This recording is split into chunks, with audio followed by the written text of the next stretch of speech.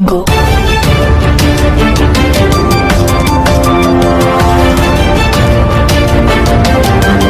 बर्तमान बड़ खबर पाणीपाग को नहीं बड़ सूचना नुआ अपडेट आज एठी भिजाइब वर्षा 11 जिला को अलर्ट तबे पाणीपागर सतर्क सूचना जानिबा संपूर्ण अपडेट केउ सब जिला कौन रही डिटेल्स इनफॉरमेशन ता पूर्व वीडियो को लाइक करंतु जदि पारुछंती आपनकर सांग साथी मान को वीडियोटी को शेयर करनियंतु जदि फ्रेंड्स आपण माने हमर ई चैनल ले नुआ वीडियो देखछंती पूर्व कभी भी सब्सक्राइब करनाती तेबे निहाती चैनल को सब्सक्राइब करे सहित पाखरे आस्तुवा बेल आइकन को बजे रखतांतु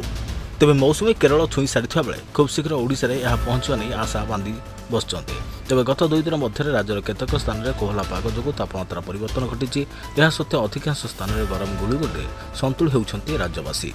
तेबे आज उत्तर ओडिशा और दक्षिण ओडिशार केतक जिले में हालकरू मध्यम धरणर वर्षा हो पारे बोली पूर्वानुमान करिछि पाणीपाग विभाग विशेषकर मयूरभंज केन्दुझर ढेंकानाल अनुगुल नयगढ़ गंजाम कंधमाल गजपति रायगड़ा कोरापुट और मालकानगिरी में वर्षा नहीं आकलन कर उपरोक्त जिलागुड़िक पाग कोहला रहीपे यापर संध्या सुधा घड़घड़ी सहित वर्षा संभव रही है सत्वे राज्यर 10टी स्थान में हिट वेव स्थिति रही झारसुगुड़ा संबलपुर भवानीपाटना बलांगीर फुलबाणी टिटलागढ़ सोनपुर बरगढ़ नुआपड़ा कलाहांडी और कंधमाल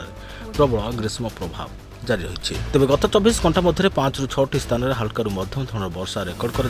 बर्तमान राज्य उपर कौन निर्दिष्ट पाणीपाग नियामक प्रभाव नहीं किंतु उपकूल अंचल उष्म आर्द्र वायु प्रवेश करुथारु केतेक अंचल में वर्षा हो पारे और अल्प किछि दिन मध्य राज्य को मौसुमी छुईब तेज गत 24 घंटा मध्य बालेश्वर भोगराई में सर्वाधिक 64 मिलीमीटर वर्षा रेकर्ड कर मयूरभंजर मोरडारे 49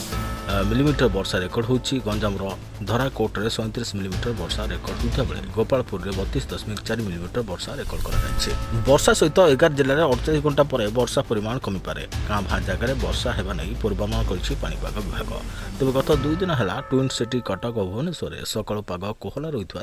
देखा